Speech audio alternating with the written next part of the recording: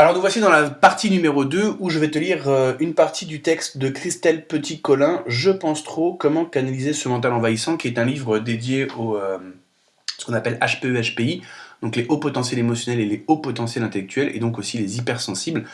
Sachant que souvent, alors c'est pas systématique, mais souvent les runners sont des hauts potentiels émotionnels et hypersensibles, donc des empathes aussi émotionnels, et le chaser, bah oui, respectons la dynamique flamme jumelle, l'un est similaire à l'autre mais à la fois son opposé, le chaser va être un haut potentiel intellectuel et ou aussi un hypersensible et donc un empathe cognitif.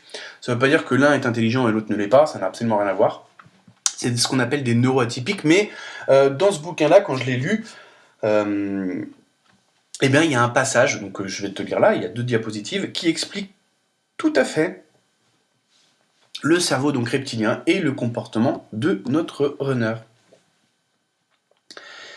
Alors, une glande dans notre cerveau appelée amygdale fait fonction de système d'alarme. Elle est chargée de décoder les informations qui lui proviennent du monde extérieur et de décider s'il y a matière à paniquer ou pas.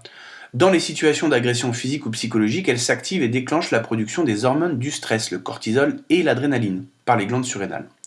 Grâce à l'action de l'amygdale, tout l'organisme se met sous tension pour nous permettre de fuir ou de combattre. Les hormones du stress rendent instantanément disponibles les ressources de notre organisme en augmentant notre acuité sensorielle, la rapidité de nos réflexes et la force de nos muscles. Le flux sanguin, le rythme cardiaque et la respiration s'accélèrent et les muscles se contractent, prêts à amorcer l'action. Il n'y a plus alors qu'à lutter ou à déguerpir.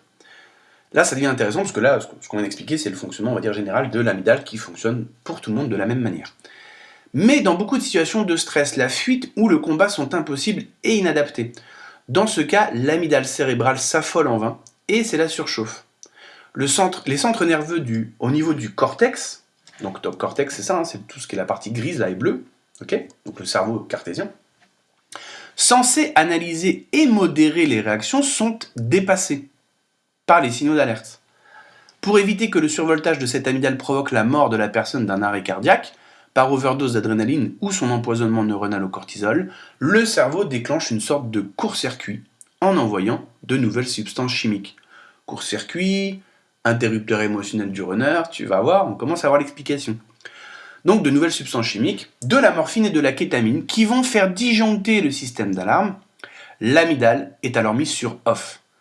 Dès que l'amygdale est neutralisée, la personne est brusquement coupée du monde, elle flotte comme déconnectée de ses émotions. L'interrupteur émotionnel de notre runner. Pourtant, la situation stressante n'a pas disparu, mais la personne ne ressent plus rien, ce qui lui donne un sentiment d'irréalité totale du moment présent. On appelle ce mécanisme la dissociation. La personne devient spectatrice des événements en cours. Et alors ça, par exemple, moi je l'ai remarqué plein de fois chez mon runner, et c'est pas une critique, hein, c'est juste un constat, parce qu'on est on essaye de comprendre ce qui se passe chez nous et chez notre runner. Toi, pour le chaser, pour que ça te permette aussi de déculpabiliser sur pas mal de choses, même si tu as aussi ta part de responsabilité dans ton comportement, bien évidemment, mais il y a quand même pas mal de choses qui ne sont pas de ton fait, qui sont à cause du cerveau reptilien du runner, notamment la dissociation, où c'est la personne qui va... tu vas voir son corps, ok, et tu as l'impression que la personne n'est plus dans le corps, quoi. Tu as la coquille, mais la personne, je sais pas, elle s'est téléportée sur Mars, elle est plus là. Avec les yeux qui vont faire par exemple des essuie-glaces ou des pertes de mémoire spontanées, etc. C'est simplement parce que la personne ne peut pas attaquer, ne peut pas fuir, donc pouf, déconnexion. Et donc la personne ne ressent plus rien. Moi, mon runner me l'a dit plein de fois. Mais dans des situations qui ne sont pas forcément des vraies crises ou des vrais conflits, hein, mais c'est juste que...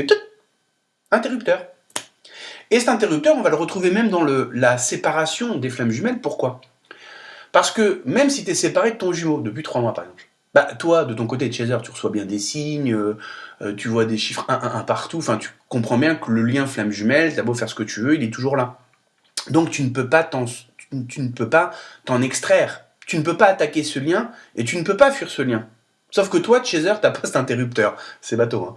T'as pas ce mécanisme-là. Ça veut pas dire qu'on va pas trouver des chasers qui l'ont, mais je veux dire, grosso modo, on l'a pas. C'est-à-dire que nous, on va plus, et c'est pour ça que nous, chasers, on va se sentir un petit peu dans l'injustice et dans l'impuissance parce qu'on peut pas oublier ce lien, on peut pas l'attaquer, on peut pas le fuir, on se retrouve impuissant, mais en même temps, c'est pile le bon médicament, bon patient, parce que pourquoi on se sent impuissant ? Parce qu'on veut être dans le contrôle, on voudrait contrôler, on voudrait que ça se passe comme on veut. Et là, justement, on a pile ce qu'on a besoin, c'est-à-dire, non, mon pote, tu peux pas fuir, tu peux pas te dissocier, et tu peux pas attaquer. Tu l'as dans le cul, profond. Donc, tu vas avoir pas le choix, que de travailler ton besoin de contrôle. Alors que notre runner, lui, à sa manière, va penser à nous, va rêver de nous, peut-être à des fréquences différentes, mais il ne pourra pas non plus attaquer ce lien. Parce que c'est un lien, qu'est-ce que tu veux faire? Il peut pas trop le fuir, parce que même s'il va se planquer dans du fitness, dans du truc, dans de la musique, etc., pour essayer d'oublier, à chaque fois qu'il est plus dans ce genre d'activité, le lien revient. Donc lui, il va avoir l'option dissociation, c'est-à-dire que quand bien même il va juger finalement ce lien comme une sorte d'agression, de menace, puisque c'est hors de sa volonté, 3D terrestre. Donc, bim, il va se déconnecter, et c'est comme ça qu'on va parler d'interrupteur émotionnel du runner. Ok ? Ce mécanisme de dissociation permet de rester en vie mais comporte de sérieux inconvénients. La personne reste dans son environnement stressant et ne cherche plus à résoudre une situation pourtant néfaste. Là, on se retrouve aussi un peu dans le déni, c'est lié un petit peu à ça. Déni du runner qui, par le fait de se dissocier, donc d'être entre guillemets absent, coupé de ses émotions, aura l'impression de régler le problème mais ne sera pas réglé puisque, à un moment donné, il va revenir à lui-même, entre guillemets, et puis il va se retaper ce lien. Et donc c'est fait exprès, c'est pour ça que le lien ne nous lâche jamais, c'est parce que ça va obliger le runner à dire arrête de te dissocier et va regarder l'intérieur. Toi, chaser, arrête de vouloir être dans le contrôle, apprends le lâcher prise, parce que le lien, on va pas te lâcher. On va te tapoter sur l'épaule tout le temps. Donc dans les deux cas, toi, apprends à lâcher prise sur ton contrôle, et toi, ose regarder l'intérieur. Et tu vas voir pourquoi, dans cette vidéo, et c'est magnifiquement bien fait, parce que tu vas voir, en fait, que le runner, ce que je dis sur mon blog, est à la fois son propre bourreau, sa propre victime et son propre sauveur, et tu vas voir pourquoi le lien ne l'a jamais non plus le runner, et pourquoi on parle d'éveil spontané du runner, qui n'est pas du tout un éveil spirituel, ça n'a absolument rien à voir. Le vrai éveil spirituel, t'es pas pour tout de suite, Maurice, tranquille, même pour moi, c'est pas pour demain. Je me déconnecte de la matrice parce que je suis en réunion avec ma flamme jumelle, oui, allez, monde de oui et son crayon magique, Alice au Pays des Merveilles aussi, t'inquiète, dans la matrice, t'y es encore bien, t'y es moins, mais t'y es encore. Ça c'est une autre histoire, des trucs dans lesquels je vais pas rentrer, parce que dans le monde de la spiritualité, on part vite dans des trucs, voilà. Il y a une lumière dans le ciel, c'est un ovni. Non, il y a 99,9% de chances que ça soit juste quelque chose que tu sais pas ce que c'est, mais très courant, très commun, genre un avion, un drone, un hélico, un satellite, tu vois, des trucs vraiment... Ou alors un phénomène naturel, comme la foudre en boule, par exemple. Mais effectivement, il y a aussi ce qu'on appelle des ovnis, des objets volants non identifiés, donc on ne sait pas ce que c'est, mais ils sont là, voilà. Mais voilà, je veux dire, avant d'aller chercher des explications tout de suite dans le paranormal, le spirituel et tout, reviens dans du concret, tu vas voir, Maurice, là on parle pas du tout d'éveil spirituel spontané, ça c'est pipo Lego, en fait tu vas voir ce qui se passe, ok ? Donc, le processus de guérison ne peut plus se mettre en route. Isolé anesthésié par les décharges permanentes de morphine et de kétamine, l'amygdale ne peut pas évacuer le choc émotionnel vers une autre structure, l'hippocampe, qui est l'équivalent d'un logiciel de traitement et du stockage des souvenirs et des apprentissages. La situation stressante va rester piégée en l'état dans l'amygdale pendant des années parfois.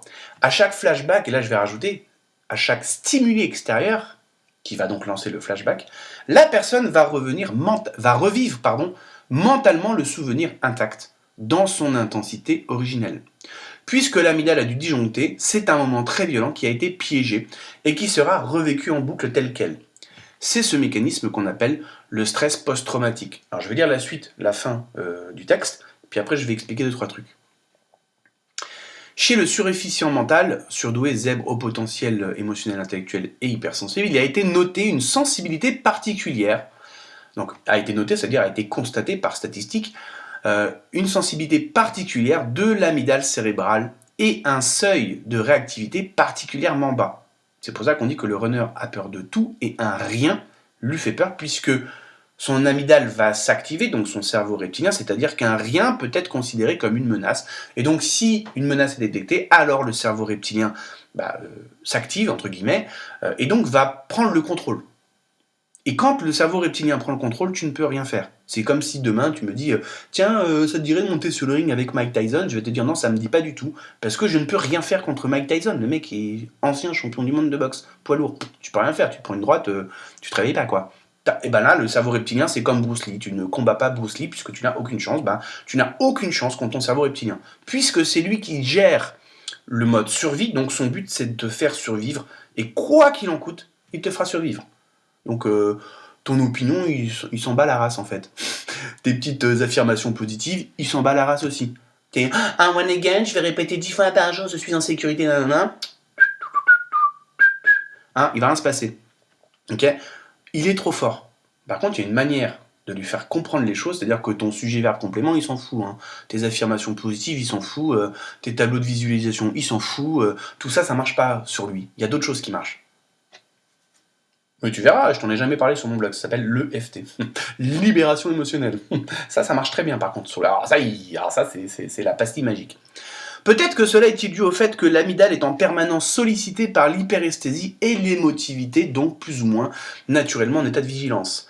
Alors, à chaque invasion émotionnelle, une déconnexion mentale se produit. Le cortex préfrontal, siège du raisonnement, donc du raisonnable, est mis hors jeu. La réflexion est alors rendue impossible. Dans ce cas, les suréfficients mentaux peuvent prononcer des mots absurdes ou poser des actes aberrants. Ils en seront les premiers atterrés quand le lobe préfrontal fonctionnera à nouveau normalement. C'est ce qui fait douter les suréfficients, et donc les runners, de leur intelligence.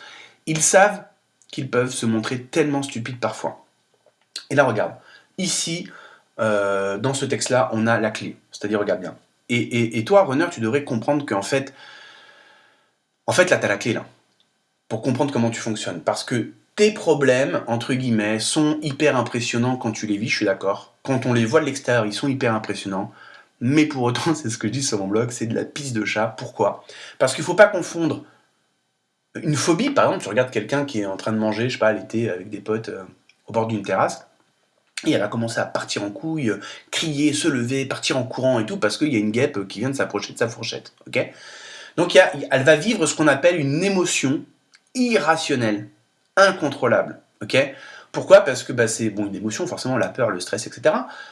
Irrationnelle parce que, à moins que la personne, mais c'est souvent pas le cas, soit vraiment en danger de mort parce qu'elle peut mourir d'une piqûre de guêpe, mais c'est en général pas le cas.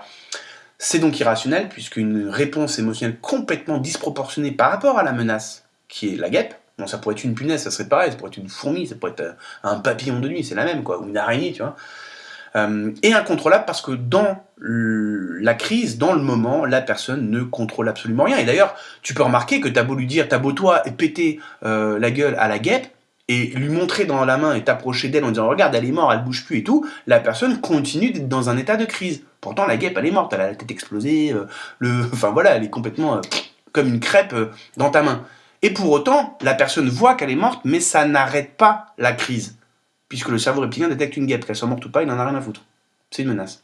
Et c'est là où tu te rends compte que essayer de raisonner quelqu'un qui est en train de vivre une émotion irrationnelle incontrôlable, c'est comme parler à ton mur en lui demandant de changer de couleur. Ça n'arrivera pas. Le cerveau, et ça marche avec n'importe qui. Je veux dire, moi j'ai la peur du vide, genre des hauteurs. Tu me mets en haut de l'Empire State Building, et imaginons qu'il n'y ait pas de barrière, par exemple, ou en haut de la tour Montparnasse, et tu peux me dire t'inquiète, paupiette, tu peux t'approcher, tu vas pas tomber, j'en ai rien à foutre de ce que tu me dis, hein, mon corps il bouge plus. Hein.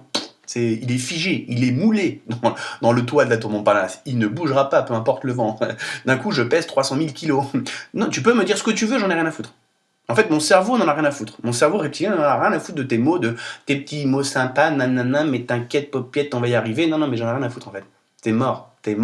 La seule chose qui va marcher, et je sais parce que je l'ai déjà fait des dizaines de fois sur plein de gens et sur moi, c'est qu'à ce moment-là, si je fais de l'EFT, effectivement sur ma peur de l'instant, donc la crise instantanée, de hauteur est égale à mort pour mon cerveau reptilien, effectivement, au bout de 5-10 minutes, il y a une partie de la charge qui va partir, qui va être traitée. C'est-à-dire, là on le voit bien, l'amygdale ne peut pas évacuer le choc émotionnel vers une autre structure, l'hippocampe, qui est l'équivalent d'un logiciel de traitement. Okay, et donc, j'ai dans mon amygdale vertige égale mort, danger de mort, et donc là en faisant de l'EFT, je vais grossièrement, pour reprendre l'exemple qu'elle a, il y a un blocage dans le tube entre guillemets de l'amygdale et je vais le faire passer dans l'hippocampe et je vais arriver à associer dans une certaine mesure, dans l'instant, hauteur égale je suis en sécurité. Peut-être pas à 100% en 5-10 minutes de FT, bien évidemment, mais en tout cas beaucoup plus. Ce qui fait que je vais pouvoir marcher sur le toit et prendre plaisir à vivre la situation, et tu vas voir que dans ce cas-là, effectivement, je vais peut-être pas m'approcher du bord, etc., et faire le fanjo, bien évidemment, mais je vais pouvoir apprécier ce moment avec la personne avec qui je suis, ou les personnes avec qui je suis, alors qu'avant, je vais être complètement tétanisé, quoi, tu vois. Parce que je vais passer de danger de mort à je suis capable de marcher, et de rester vers le centre du toit, et d'apprécier finalement la vue de Paris à travers le haut de la tour Montparnasse. Et ben ton runner, il vit que des trucs comme ça en fait. Mais tout le temps. si on descend plus bas, il y a marqué donc que l'amygdale donc ne peut pas évacuer les chocs émotionnels, et donc quand tu vas faire de l'EFT sur tout un tas de situations traumatisantes, ta relation flamme jumelle, etc., tu vas faire passer en fait une partie de la charge jusqu'à la totalité de la charge de l'amygdale vers l'hippocampe. Et ça, c'est ce qui fait que, du coup, ça va complètement changer ton état émotionnel et donc ta façon de penser. Ensuite, on redescend un petit peu plus bas, il y a marqué que, à cause de l'hyperesthésie et l'émotivité, donc on est plus ou moins dans un état de vigilance constant, naturel. Et ben ça, c'est exactement le runner qui le dit lui-même, qu'il est tout le temps un petit peu dans la méfiance, dans la parano, dans le délire de persécution, dans le narcissisme, etc. Mais pas le narcissisme mal intentionné, mais dans le sens où, justement, comme son cerveau, alors là, on va revenir à la première étape, comme le cerveau jaune est constamment un petit peu sur le qui-vive, dans un état de survie, on remonte plus haut, ça va donc influencer le cerveau limbique, émotionnel, donc ça va produire une sorte de bruit de fond constant de qui-vive, de peur, de un rien peut être un danger. Donc si on remonte encore plus haut dans le néocortex, le cerveau cartésien, la réflexion, le raisonnement, la déduction, l'induction, etc., forcément ces deux cerveaux-là vont modifier le trajet de la voiture, entre guillemets, c'est un peu comme quand tu es sur l'autoroute et puis d'un coup t'as des gros coups de vent, bah ta voiture elle part à droite ou à gauche, tu vois. Bah là ça va forcément influencer la façon de penser du runner, parce que qui vivent, parce que un peu de parano, de délire de persécution, narcissisme et tout. Pourquoi? Parce qu'il est très dans le moi, je me sens en insécurité, donc tout ce que je vais faire néocortex, réflexion, dans le monde extérieur, va avoir pour but de me faire passer de l'insécurité à la sécurité. Mais la source du problème, c'est les lignes de code qui sont dans le cerveau reptilien et qui sont très faciles à modifier avec l'EFT. Geneviève Gagos, EFT pour tous, 6,90 €. Donc technique de libération émotionnelle que tu vas pouvoir utiliser quand tu veux, où tu veux, à n'importe quelle heure et dans la mesure que tu veux, puisqu'il n'y a zéro effet secondaire. Donc au pire, tu fais de la merde, tu auras quand même des événements, tu auras quand même des résultats positifs, tu vois, c'est ça qui est énorme avec cette technique. Alors ça ne veut pas dire que tu vas tout régler en une soirée non plus, il ne faut pas non plus abuser, hein, faut considérer que cette technique pour moi c'est comme le fitness. Tu vas demain au fitness, tu n'as jamais fait de fitness de ta life, bah, tu vas voir ton coach, donc là c'est le bouquin, il va te filer un plan d'action, il va te filer un plan de nutrition, t'as pas besoin de réfléchir, hein, quand tu vas à la salle, bah, tu fais ces machines, il t'a dit 4 fois 10 répétitions, bah, tu fais 4 fois 10, quoi. Voilà, tu fais la machine, tu fais les bons mouvements, voilà, tu suis ta routine, et puis de l'autre côté, quand tu vas au supermarché, bah, tu as ton plan nutritif, donc tu achètes les éléments qui sont sur la feuille. Ce qui n'est pas sur la feuille, tu ne l'achètes pas, et ce qui est sur la feuille, tu l'achètes. Tu fais ça, au bout de 6 mois, tu as un corps qui est forcément différent que quand tu as commencé, il y a un avant-après. Bah, fais de l'EFT 3 fois par semaine en suivant la méthode de Geneviève Gagos. Dans 3 semaines, 1 mois, 2 mois, 3 mois, tu te reconnais pas parce que tu auras en fait ce qui est étiqueté dans ton cerveau reptilien comme étant des menaces, des déclencheurs donc du monde extérieur qui vont déclencher ton cerveau reptilien comme une attaque fuite paralysie, bah, ne sera plus déclenché puisque tu auras fait passer ces situations du passé de l'amygdale à l'hippocampe, donc elles seront maintenant tamponnées, estampillées de pas menace. Donc derrière, si ton cerveau reptilien ne s'active plus, le jaune, bah, il n'y a plus d'incidence sur le cerveau rouge, qui ne va plus produire de peur, de qui-vive, de machin, de trucs bidules. Donc du coup, au niveau du néocortex, là tu vas dire « Ah mais c'est fou, mon runner, il a fait un éveil spontané, one again, people beast to fly !» Rien du tout, il a rien fait du tout comme éveil, il a juste arrêté d'avoir de la merde dans les yeux. Parce que son cerveau reptilien, réagissait à tout et n'importe quoi, et donc on avait un runner qui prenait des pommes pour des poires, un chaser pour un dominant qui veut me soumettre, qui fait de la magie noire et du vaudou et du bidule, ce qu'on appelle un inversé psychologiquement, c'est-à-dire le feu, bah, ça mouille, et l'eau froide, ça brûle. Pourquoi? Parce que le cerveau reptilien lui fait voir des menaces où il n'y en a pas. Et ce mécanisme que je dis là, attention, j'en parle pour le runner, mais on peut trouver n'importe quelle personne sur la planète qui n'est pas un runner de flamme jumelle et qui fonctionne de la même manière, parce que tout comme moi, en haut de la tour Montparnasse, je vais avoir le vertige alors qu'il y a une menace qui n'est pas là, puisque tour Montparnasse, il y a des barrières, il y a des trucs, donc techniquement parlant, en termes de statistiques, c'est quand même dur de passer de l'autre côté de la barrière, quoi, tu vois. Mais pour autant, ton cerveau reptilien, il a rien à foutre des barrières. Pour lui, t'es en hauteur égale danger. Donc du coup, le cerveau reptilien s'active, prend en charge ta physiologie, donc va jouer sur le cerveau limbique, va te décharger des peurs de ouf. Donc dans ton néocortex, on aura beau te dire « Oui, mais tu comprends, il y a des barrières, Alexis, il va rien t'arriver, toi t'es là, tu fais jamais rien à foutre, je vais tomber, je vais mourir. » Je la fais un peu un mode con-con, mais c'est ça. C'est-à-dire que tu peux raisonner quelqu'un qui a le vertige, j'en ai rien à foutre de ton baratin.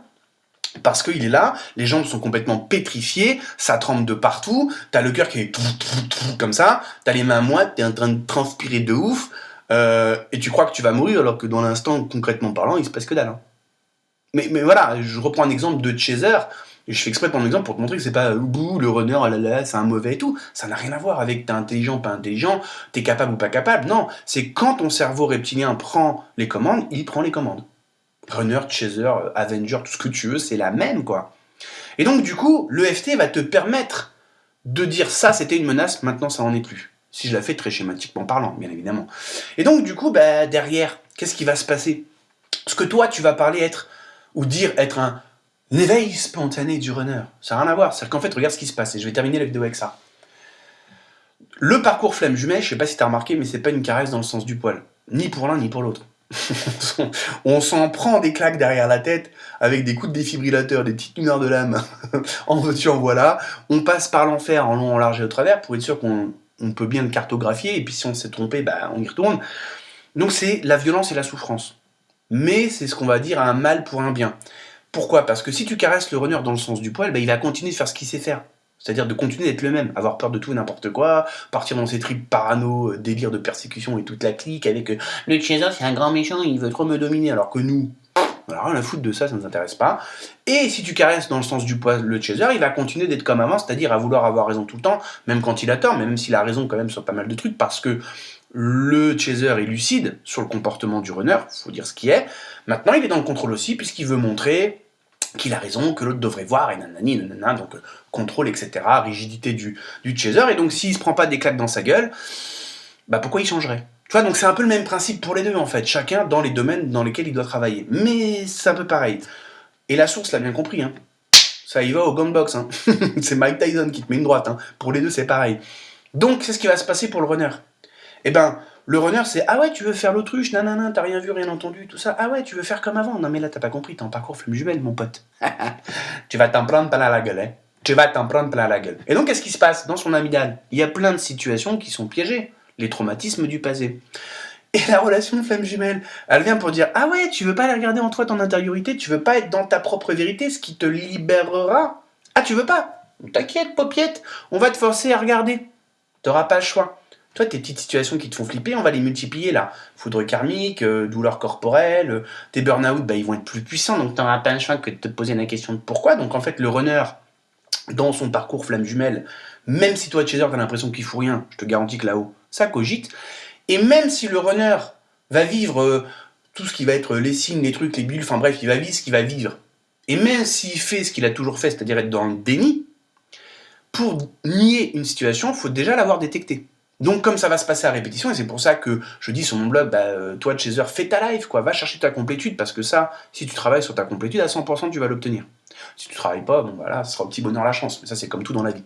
Mais le runner, lui, il va prendre un certain temps, parce qu'il va d'abord faire, comme on fait tous, faire ce qu'on sait faire. Ok? Donc il va nier, il va faire les trois singes, quoi, j'ai rien vu, j'ai rien dit, et j'ai rien entendu. Et donc la source, ça va continuer. Donc il va se taper des burn-out, des trucs et des nueurs de l'âme, et il va se sentir trop mal et tout, parce que ça va l'obliger à regarder à l'intérieur. Et donc, dans son parcours, on va dire naturellement, grâce à sa réflexion et ses prises de conscience, etc., enfin, plutôt grâce à sa réflexion et la répétition de tous ces événements-là, même s'il est dans le nenni, ça veut dire que pendant une fraction de seconde ou 5 minutes, il a vu son mal-être, il a détecté les déclencheurs, etc. Et donc, il rentre de plus en plus dans son intériorité, donc dans sa vérité. Et Jésus disait, la vérité te libérera. Pourquoi? Parce que justement, c'est ça la base des techniques de libération émotionnelle, c'est d'être dans sa vérité de l'instant quand on vit une situation stressante. Par exemple là, si tu revis, quand tu vas faire de l'EFT, tu vas repenser une situation traumatique de ton passé. Par exemple, voilà, tu disais je t'aime à ta mère, et elle t'a engueulé parce qu'en fait, elle écoute pas ton je t'aime, mais elle te dit, bah voilà, fallait ranger ta chambre, et ben ça tu vas le revivre. Mais au lieu de nier, de n'avoir rien vu, rien dit, rien entendu, tu fais de l'EFT, donc tu regarderas ce que ça veut dire faire de l'EFT, et donc tu es présent avec ce qui est en train d'être en toi, en termes de pensée, néocortex, émotion, cerveau limbique, et sensations physiques, cerveau reptilien. Et donc en faisant de l'EFT, et par le fait de tapoter sur des méridiens énergétiques du corps, tu vas aider en fait à libérer tout ça. Et donc du coup, en faisant ça, la situation stockée, piégée dans l'amygdale va donc passer, être traitée dans l'hippocampe c'était une menace, ça n'allait plus. Ok. Donc derrière, face à ce stimuli extérieur, ton cerveau reptilien ne va plus réagir, donc ne va plus enclencher le cerveau limbique, et donc ne va plus perturber ta façon de penser, ton raisonnement, etc. Et donc quand tu auras envie de faire A, tu feras A. Et tu feras pas « Ah, j'ai envie de faire A, mais du coup j'ai fait B, je comprends pas pourquoi ». Donc ta confiance en toi va revenir parce que ce cerveau reptilien qui faisait simplement son taf et il le faisait bien, venait juste s'occuper de la survie, donc il en a rien à foutre de savoir si tu veux faire A ou B. Lui, il fait A parce que c'est A qu'il faut faire. Et toi, tu voulais faire B, et manque de peau pour toi, bah, là, il va pas à ton avantage. Donc tout ce cercle ou ce cycle de manque de confiance en toi va commencer à changer en ta faveur. Et c'est là qu'on va dire, l'éveil spontané du runner. Non, non, non, c'est juste qu'en fait, tu avais des filtres devant tes lunettes de différentes couleurs, et un à un, par ta réflexion, les foudres karmiques et toute la clique, ces filtres sont enlevés, c'est-à-dire que ces situations piégées dans les médias vont être alors traitées. Okay, et ça, c'est ce à quoi t'amène le parcours flamme jumelle, pour faire très simple, c'est oser regarder ton intériorité, parce que regarder ton intériorité te met dans ta vérité intérieure, et donc te libère des traumas, parce que, et là je vais le dire tel quel comme je le pense, le runner est à la fois son propre bourreau, sa propre victime et son propre sauveur, parce que si les situations sont piégées dans l'amygdale, c'est parce que le runner, depuis le départ, pour X raisons, a choisi le déni et le refoulement. Alors que dans les mêmes situations, je dis je t'aime à ma mère et on se fait engueuler, le chaser, lui, il va aussi très mal le vivre, sauf que derrière, comme un peu un Rubik's Cube, il va se dire mais pourquoi ça s'est passé comme ça et qu'est-ce qui se passe et tout, et donc pendant toute cette réflexion sur cette situation, pour chercher la réponse, donc une certaine forme de vérité, bah, il est en train de regarder ce qui se passe en lui. Dans une certaine mesure, pas à 100%, mais c'est ce qui fait qu'il a beaucoup moins de situations bloquées dans l'amygdale que le runner.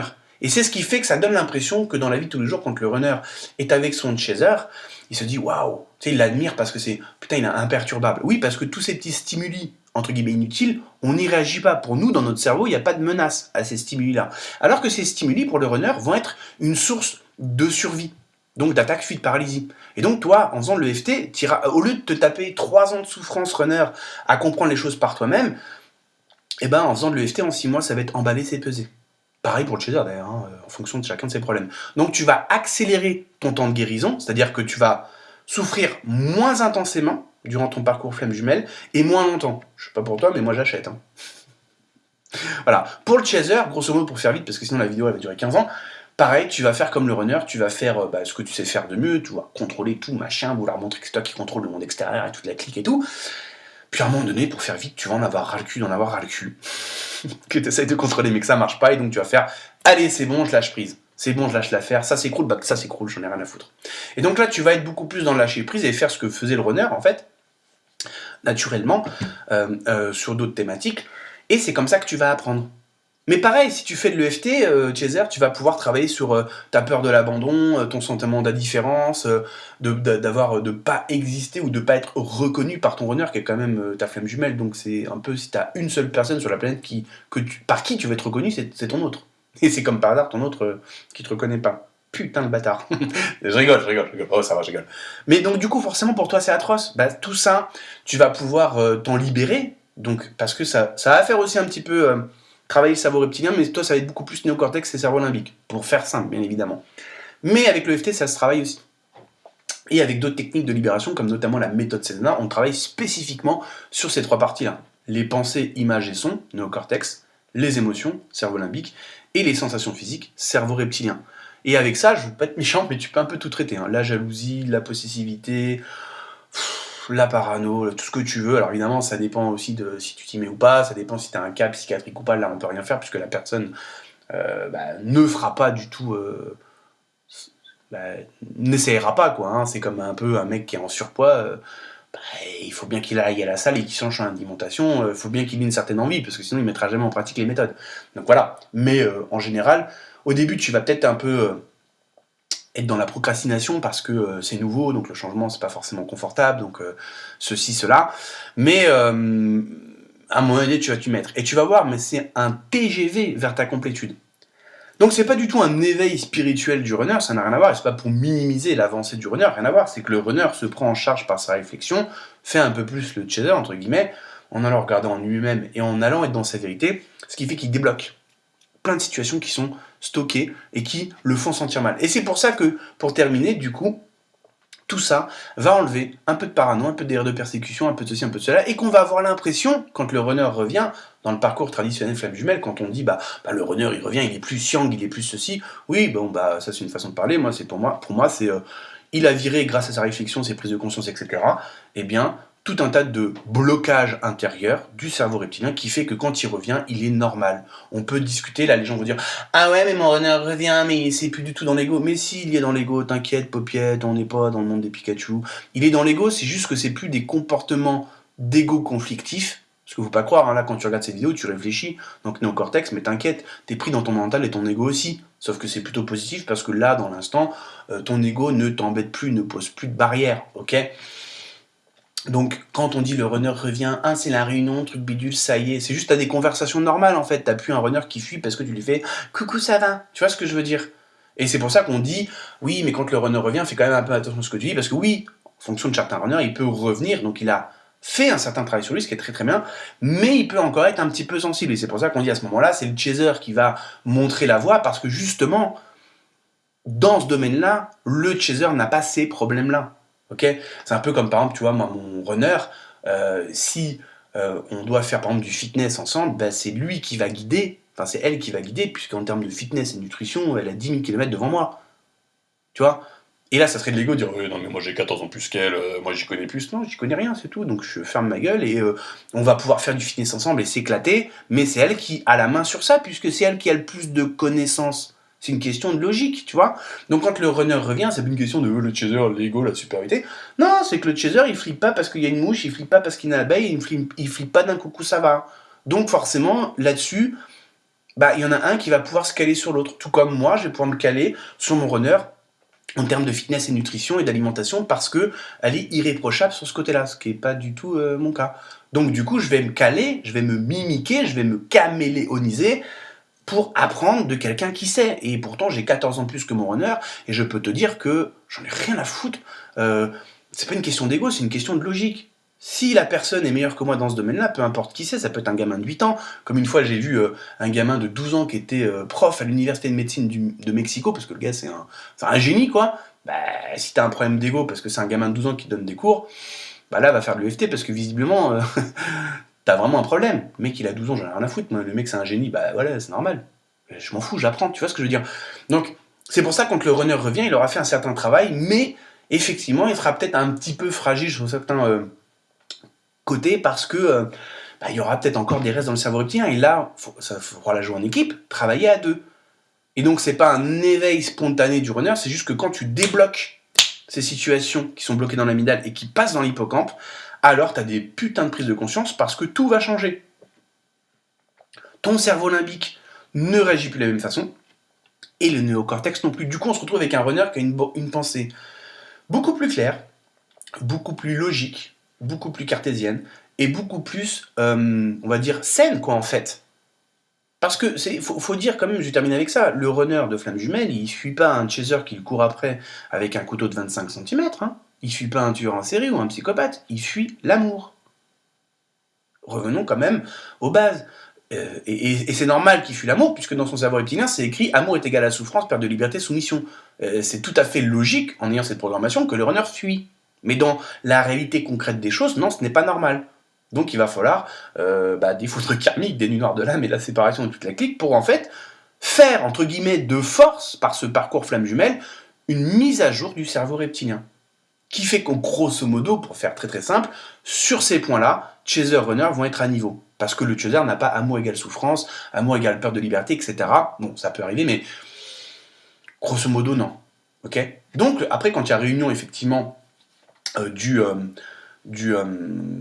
retour du Jedi, quoi, en gros, que le runner revient, effectivement, là, on est face à du concret, donc il peut y avoir ce qu'on appelle le switch du runner, du chaser, pardon, où le chaser peut avoir un petit peu peur, parce qu'effectivement, dans un premier temps, on peut se dire, est-ce qu'il revient vraiment, ou est-ce que c'est encore une fois un énième va-et-vient.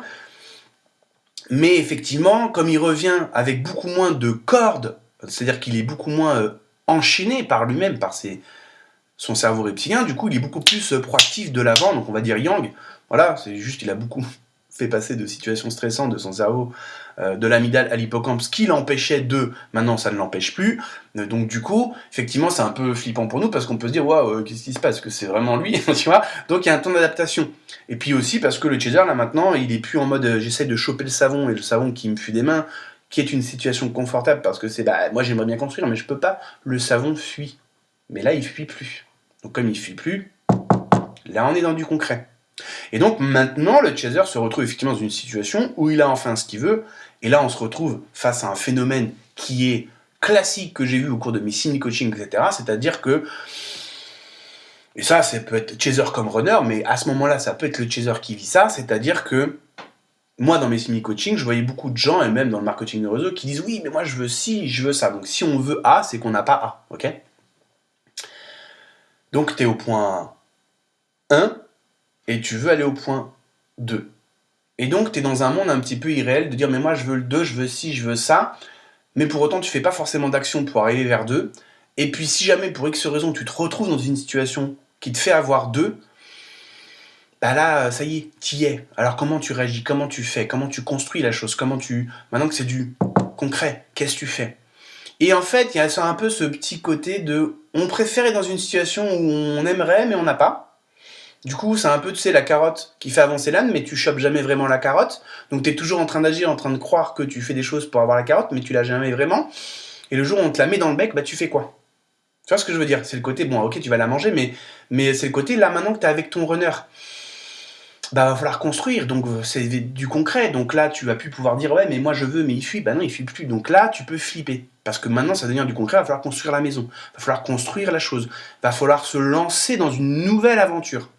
Et comme le changement fait toujours un peu flipper, eh ben le chaser peut un petit peu flipper et être un petit peu dans la fuite. Ça, effectivement, c'est ce qu'on appelle le fameux switch du runner. Donc voici pour cette vidéo, et pour terminer, je dirais, voilà, chaser, runner, pratiquer de l'EFT, c'est ça, mais ça va, mais c'est vitesse TGV votre complétude. Runner comme chaser.